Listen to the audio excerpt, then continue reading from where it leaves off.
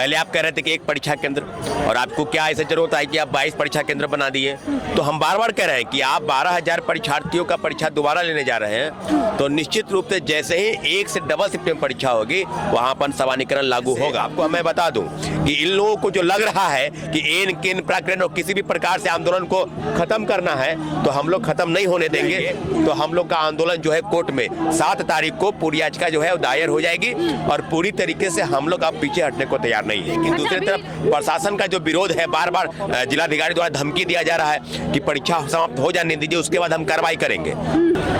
नमस्कार, आप देख रहे हैं इम्पैक्ट लाइव। मैं हूं आपके साथ करुणा तिवारी। इस वक्त मेरी मौजूदगी पटना के गांधी मैदान में है। अभी हमने छात्रों से जाना कि कैसा परीक्षा हुआ। प्रशांत किशोर आमरण अनशन पर है। अभ्यर्थियों द्वारा, जो बीपीएससी के अभ्यर्थी है, उनके द्वारा भी शिक्षा सत्याग्रह करके आंदोलन किया गया। हमारे साथ मौजूद है इस वक्त छात्र नेता सौरभ जी से बातचीत करेंगे। सौरभ जी, सबसे पहले स्वागत है आपका। धन्यवाद आपको। सौरभ जी, अभी मैंने बच्चों से बात किया जो अभ्यर्थी निकल कर आए। उनका कहना है कि क्वेश्चन लेवल वही रहा जो पहले था। निश्चित रूप से आज 22 परीक्षा केंद्रों पर पुनः परीक्षा हुई है, और हम लोग परीक्षा का विरोध नहीं कर रहे थे। हम लोग बार बार यही कह रहे थे कि परीक्षा एक शिफ्ट में आयोजित हो, क्योंकि जो गड़बड़ी हुई है, पहले आप कह रहे थे कि एक परीक्षा केंद्र, और आपको क्या ऐसा जरूरत है कि आप 22 परीक्षा केंद्र बना दिए। तो हम बार बार कह रहे हैं कि आप 12,000 परीक्षार्थियों का परीक्षा दोबारा लेने जा रहे हैं, तो निश्चित रूप से जैसे ही एक से डबल शिफ्ट में परीक्षा होगी वहां पर सवानीकरण लागू होगा। जब हम लोग सवानीकरण पर पहले वो पेपर लीक पर सवाल कर रहे थे कि पेपर लीक नहीं हुआ है, तो पेपर लीक पर सवाल तो हम भी नहीं कर रहे हैं। हम भी तो सवानीकरण को लेकर ही सवाल कर रहे हैं। और आज पुनः जिस प्रकार से प्रश्न पत्र पूछे गए थे 13 दिसंबर को, हम लोग को अनुमान था कि उसी तरह के प्रश्न पत्र ग्रुप डी के लेवल, क्योंकि सेट तैयार थे, उसी प्रकार के और लगभग प्रश्न पत्र पूछे जाएंगे। अनुमान हम लोग का वही था कि पूछा जाएगा कि बीपीएससी का कार्यालय पटना में किस जगह पर है, क्या बिहार के मुख्यमंत्री नीतीश कुमार जी हैं, इस तरह के ही प्रश्न पूछे जाएंगे।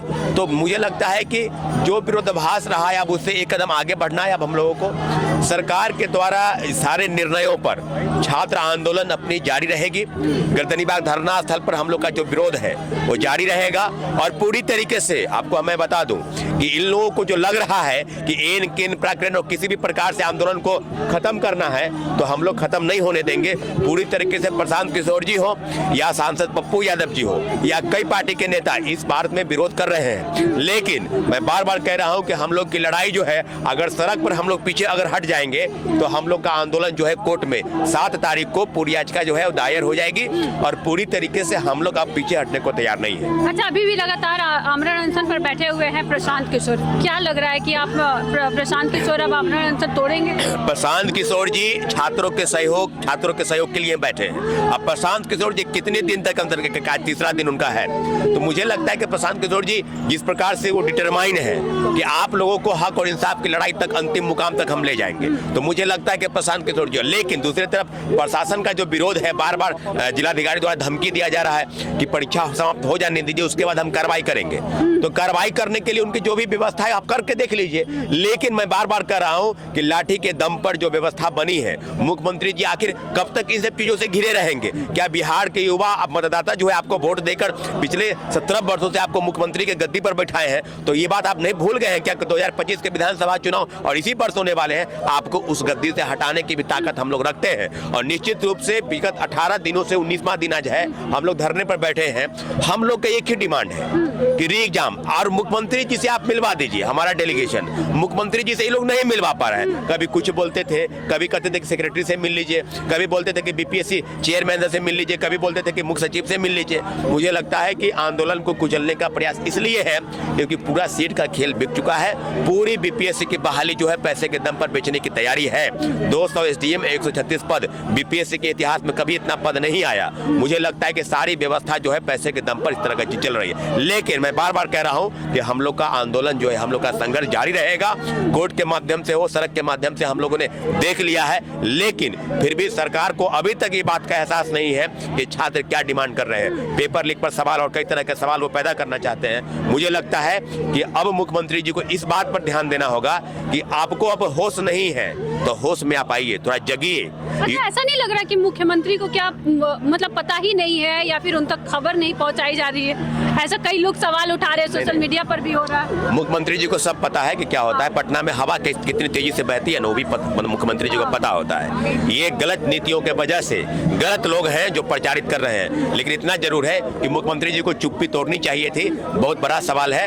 हम लोग बार बार एक ही चीज कहना चाहते हैं, मुख्यमंत्री जी से मिलवा दीजिए। अगर मुख्यमंत्री जी कह दे कि आप लोग की मांग बिल्कुल गलत है, हम लोग आंदोलन पे बैकआउट हो जाएंगे। लेकिन मुख्यमंत्री जी के आसपास जो मंत्री परिषद के नेता हैं वो जानते हैं कि सीट को जो बहाली की प्रक्रिया है उसमें कहीं ना कहीं आखिरी सवाल है कि आयोग की तरफ से आ गया है कि 25 से 30 जनवरी के बीच में रिजल्ट जारी होने वाला है। निश्चित रूप से 31 तारीख तक था कि जनवरी को लागू होगा, उसके पहले ही जारी है। तो ये पूरी बहाली की प्रक्रिया इसी प्रकार से चलेगी। छात्रों को दिग्भ्रमित करने का प्रयास, उपापों में रखने का प्रयास। अगर मन्नू भाई चोर है के नारे लग रहे हैं, क्योंकि मन्नू भाई पर कई तरह के चार्जेस लगे हुए हैं, जो भ्रष्टाचार में खुद लिप्त व्यक्ति है और छात्रों को नॉन सीरियस उपद्रवी तत्व करार दे रहा है, ऐसे व्यक्ति को पद पर बैठने का अधिकार नहीं था। लेकिन मैं बार बार कह रहा हूं कि मुख्यमंत्री जी से गुहार है, बार बार मुख्यमंत्री जी से आग्रह कर रहे हैं, एक व्यक्ति से ही हम लोग की मुलाकात होनी चाहिए थी। इसके बावजूद भी मंत्री परिषद के कुछ नेता जो है मुख्यमंत्री जी को ही दिग्भ्रमित कर रहे हैं। लेकिन इसके बावजूद मैं कहूंगा कि चुप्पी तोड़नी चाहिए थी। लेकिन बहुत आश्चर्य है कि मुख्यमंत्री एक शब्द तक नहीं बोले और कोई भी कार्रवाई जो है और नहीं कोई एक्शन भी ऐसा हुआ है कि मुझे लगता है कि कोई पॉजिटिव एक्शन। सब मामलों में मुख्यमंत्री की चुप्पी इशारा करती है कि बहुत बड़ा खेल इस राज्य में चल रहा है। देखिए, जिस तरीके से अभी बीपीएससी की परीक्षा हो रही है, आज जो हुई है, अभ्यर्थियों से हमारी बात हुई, छात्र नेता से भी बात हुई, लगातार अनशन पर, आमरण अनशन पर प्रशांत किशोर बैठे हुए हैं। एक तरफ देखा जाए तो छात्र जो है, अभ्यर्थी जो है, वो भी गर्दनी बाग में बैठे हुए हैं। आज परीक्षा हो गई। कई अभ्यर्थियों से बातचीत के दौरान पता चला कि जो पिछली बार की जो प्रश्न पत्र थी, इस बार भी वही आया है। ग्रुप डी के लेवल का प्रश्न पत्र बीपीएससी में पूछा गया, जो कि बोला गया था कि यूपीएससी के लेवल की आप तैयारी करिए, आपसे प्रश्न पत्र यूपीएससी के लेवल का किया जाएगा। लेकिन आयोग ने ऐसा नहीं किया। आयोग की तरफ से ये भी आ गया है कि 25 से 31 जनवरी के बीच में परीक्षा की रिजल्ट भी जारी कर दी जाएगी। इस विषय पर आपका क्या कुछ कहना है? अभी हमारे साथ साझा करें। देखते रहिए इम्पैक्ट लाइव। धन्यवाद।